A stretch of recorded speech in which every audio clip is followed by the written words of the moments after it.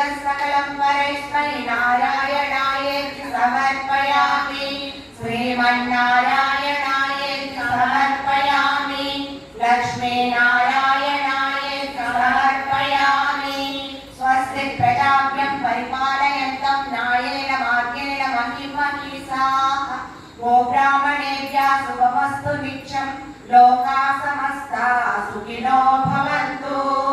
सर्वे जनाः सुखिनो भवन्तु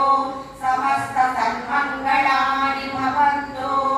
हरिः ओम तत्सत् एतत् फलं श्री प्रसन्न वेंकटेश्वर स्वामी महाराज